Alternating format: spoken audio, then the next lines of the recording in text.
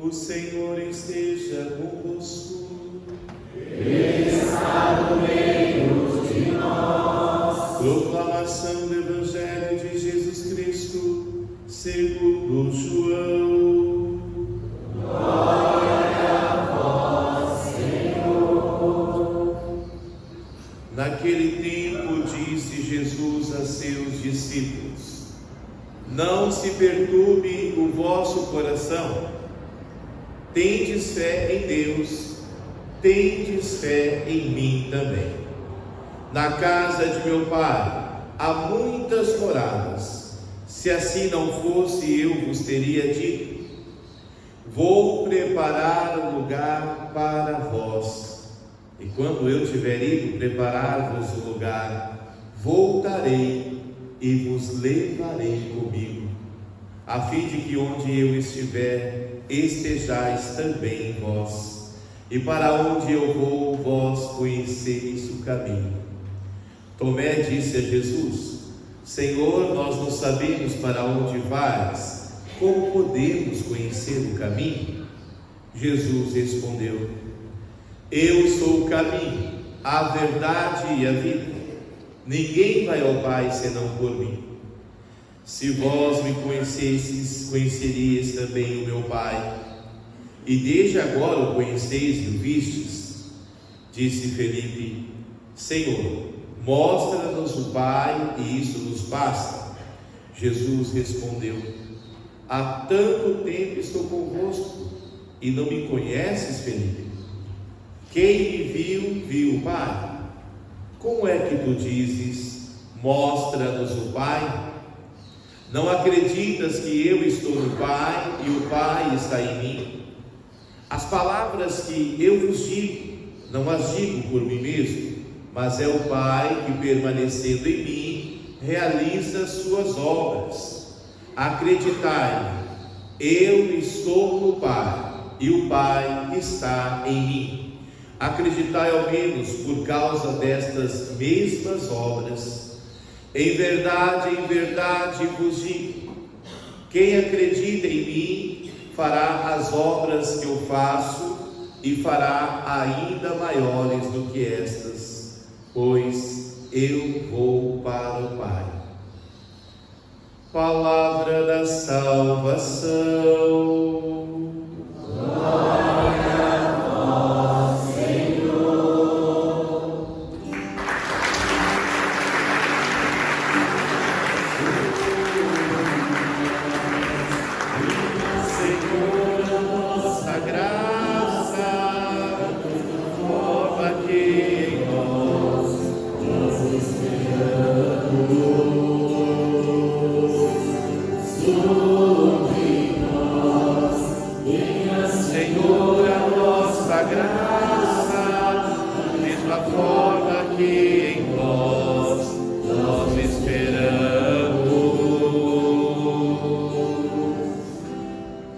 Amados irmãos e irmãs, com alegria nos encontramos no domingo, dia do Senhor, para nos celebrar a sua palavra, celebrar a Eucaristia, pão vivo do céu que nos sustenta, nos alimenta, celebrar essa presença do Senhor em nosso meio, pedra fundamental. Hoje a Escritura vai dizer, na segunda leitura, São Pedro vai dizer: Jesus é a pedra viva, Ele vivifica toda a igreja. Nós, como disse a segunda leitura, fomos batizados, não fomos? Sim? Oh, glória a Deus, então. Porque ali Deus começou uma obra em nossa vida, a obra da salvação. São Pedro vai dizer: fosse chamado das trevas à luz. E o fundamento da igreja, o fundamento da nossa vida é Cristo, pedra viva e angular, pedra fundamental. Ele nos convida hoje na liturgia do Santo Evangelho a esperar nele. Não se perturbe o vosso coração. Tendes fé em Deus, tendes fé em mim também. Isso nos revela que Jesus é Deus. Nós devemos esperar tanto no Pai como no Filho, porque o Pai e o Filho são um. E o Evangelho hoje encerra dizendo que o Filho, ou seja, Jesus Cristo, volta para o Pai. E porque Ele volta para o Pai, nós podemos fazer obras tão maravilhosas quanto Ele. E por que isso é possível? Porque Ele, voltando ao Pai, Ele derrama sobre nós o Espírito Santo. Derrama sobre nós a graça do Espírito Santo de Deus. O Espírito Santo de Deus é o protagonista da missão. É Ele que dá a liga dessa construção que é a igreja. Nós somos unidos em plena comunhão com Deus. Nessa nossa comunidade, cada um vai exercendo um certo ministério, né? O padre é aquele que vai presidir, mas o padre sozinho não é a igreja, né? Aí você vai ter os ministros da Eucaristia, leitores, ministros da música, coroinha, cerimoniário, aquele que limpa a igreja, aquele que entrega o panfleto, aquele que atende as cantarias, aquele que organiza a festa. Vejam, todos assumem um papel dentro desta igreja. E porque assumindo o seu papel, a igreja se torna um testemunho para outros. Nós ouvimos na primeira leitura que à medida que o povo ia crescendo, o povo que aderia à fé, era preciso então chamar mais pessoas para assumir compromissos. E mediante ao trabalho excessivo ali dos apóstolos, se criou então os diáconos permanentes, aqueles que iriam cuidar de trabalhos essenciais à comunidade que estava ficando meio de lado. Já pensou se o padre da comunidade resolve fazer tudo? Vira uma bagunça, as coisas vão ficar mal feitas, Foi isso que nós ouvimos na primeira leitura. Os apóstolos estavam começando a fazer tudo, mas quem faz tudo não faz nada. Por quê? Vai sempre ficar faltando alguma coisa, alguém vai ser prejudicado, Por isso que a igreja, ela é essa comunhão de ministérios. É muito importante cada um assumir a sua missão, porque se não assumirmos, sempre vai ficar alguma coisa faltando, Peçamos a Deus que sempre nos envie novos sacerdotes, diáconos, bispos, também ministros leigos e leigas, para na plena comunhão com Cristo testemunhar o Evangelho. Nós ouvimos hoje o Salmo e cantamos alegremente esse Salmo 32. Sobre nós venha, Senhor, a vossa graça, da mesma forma que em vós nós esperamos. Aqui um condicional: Senhor, desça sobre nós a graça, da mesma forma que nós confiamos em vós. Então você quer a graça de Deus? Espera no Senhor, confia no Senhor, seja Ele a pedra viva da sua fé, que você possa então a cada dia confiar no Senhor, mesmo mediante as tribulações. Espera no Senhor.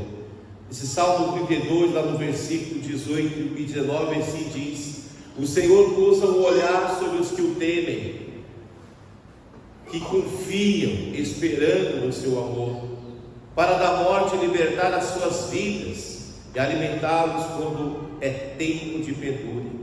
É o Senhor que tem o olhar sobre aqueles que o temem, os crentes, aqueles que creem no Senhor. Saibam, o olhar do Senhor está sobre nós.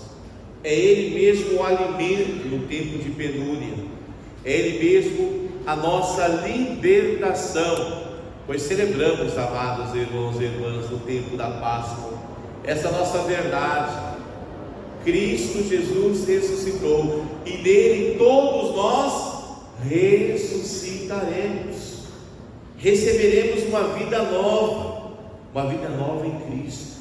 Aquele que é o bom pastor nos prepara as moradas eternas, nos prepara um lugar para estar junto a Ele. Vocês creem naquilo que Jesus disse? O Evangelho é interessante hoje, né? Porque ele fala: olha, eu estou dizendo para vocês, vou preparar as moradas, a fim de que vós podeis ficar comigo. Eu mesmo voltarei e vos buscarei. É o bom pastor que cuida das suas ovelhas, né? Peçamos a Deus essa graça de sempre fazermos parte do rebanho de Cristo, porque assim nós habitaremos a sua presença no céu. Queremos ir para o céu, não queremos? Sim. Oh, glória a Deus, que bom que queremos ir para o céu, hein? Isso é um bom desejo, viu, gente? Querer ir para o céu, querer estar na presença do Senhor. Mas para isso acontecer, é preciso permanecer em Cristo, mesmo na tribulação, mesmo na perda, mesmo nas dificuldades. Espera no Senhor e tem coragem. Espera no Senhor. Nós sabemos que quando Jesus diz hoje no Evangelho: não se perturbe o vosso coração, Ele não está dizendo para nós que a gente deve simplesmente as coisas passar e a gente achar que está tudo tranquilo. Não está, né? A gente sabe que muitas vezes não está. Eu não sei qual sofrimento ou dificuldade que vocês estão passando, seja você que nos acompanha em casa, você que está aqui presente, eu sei, né? Mas o que eu tenho certeza é que todo mundo passa por um caminho de Calvário. Todo mundo passa por uma cruz, né? E a cruz é aquela porta estreita, né? Nós ouvimos semana passada que Jesus é a porta, não é isso? E essa porta é estreita. Às vezes é uma enfermidade na família, uma desavença conjugal, às vezes a perda de um ente querido. Como às vezes é difícil lidar com o luto nesse tempo. Às vezes uma enfermidade psíquica, por exemplo a depressão, né? Principalmente quando alguns falam: padre, não tem cura. Aí alguns ainda em desespero, né? Vou ter que conviver com a depressão a vida inteira. Vai ter que tomar remédio, toma, né? Faz a sua parte, né? E espera no Senhor, entende? Sabemos que as dificuldades, elas não serão, né, de forma alguma eliminadas, porque somos batizados, trilhamos o mesmo caminho de Cristo, o caminho de Calvário. Mas aqui me vem aquela imagem muito bonita, né? Eu sempre gosto de trazer a vocês a imagem da criança, do bebezinho recém-nascido, que está ali com aquelas cólicas, né? O estômago dando aqueles gases, é uma dor quase que insuportável para a criança. E quando começa a rasgar o dentinho ainda, então é loucura total. E as crianças choram. E quando que elas param de chorar? Quando a mãe e o pai embalam no colo, embala com amor. Alguém poderia perguntar: mas padre, parou de doer? Não, continua doendo. Por que a criança para de chorar? Porque está sendo amada, está se sentindo amada, entende? É o amor que nos faz ter essa experiência. Não se perturbe o vosso coração. Então peçamos a Deus uma graça especial nesse dia de hoje, de nos colocarmos no seu colo, de sermos embalados no seu amor, porque sabemos que à medida que nós confiarmos a nossa vida a Ele nos encherá da sua graça. Assim como o bebezinho, encontremos no colo de Deus essa segurança. Quando a gente não se coloca nas mãos de Deus, podemos nos colocar na mão de outra coisa. Aí a coisa fica pior ainda. Pode perceber. Vou dar um outro exemplo aqui. Você começa lá na rodovia a falar um palavrão, porque alguém te fechou. O que vem depois? Segundo palavrão. E você fica com raiva. E você vai atrás do camarada achando que vai fazer alguma coisa. E quanto acidente acontece por causa disso? Quantas pessoas que são boazinhas, mas de repente alguém pisou no carro, chega até matar o outro, né? Então quando você se envereda pelo caminho do mal, mais você é envolvido nas trevas. E aí, gente, o resultado não é bom. Não tem como ser bom.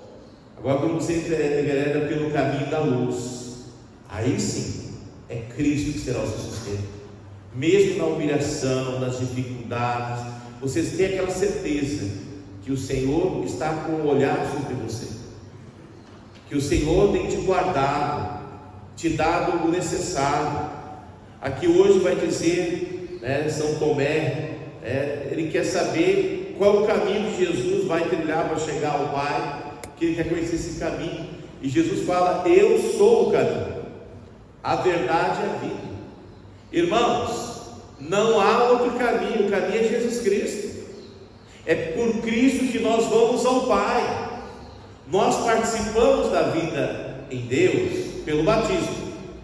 E por que pelo batismo nós nos tornamos então membros do corpo de Cristo? Nós participamos da vida em Deus, ou seja, Cristo é o caminho, Ele é a verdade nos revelada no Santo Evangelho.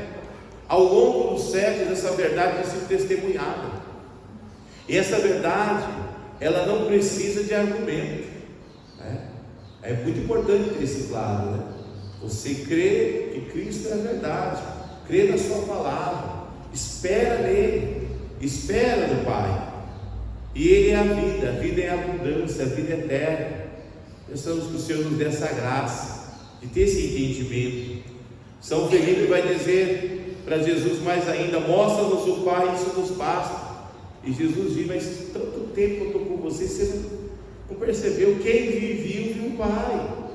Eu e o Pai somos um. E é ali onde vai ser revelada a grande verdade, que do Pai o Filho derrama sobre nós o Espírito Santo. Então Deus é Pai, Filho e Espírito Santo. E ao morar em nós e habitando em nós, Deus opera obras de salvação. Você pode ser na vida do outro um obreiro, alguém que vai provocar uma obra de salvação. Como disse no início, não é por palavras.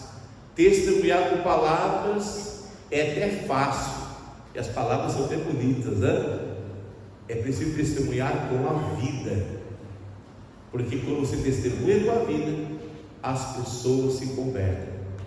O coração mais duro, mais resistente, não resiste ao testemunho. Quando nós damos o testemunho, o coração mais duro é seduzido pelo Senhor. Então pensamos que o Senhor nos dê essa graça da conversão para sermos suas testemunhas. Ele que derramou sobre nós o seu Espírito, vai ao Pai nos preparar lugar para estar com Ele. E quando chegar o nosso dia, não tenhamos medo de habitar na casa do Senhor. Então nós temos que ter esse desejo todo dia de ir para o céu, sabe? De estar na presença do Senhor.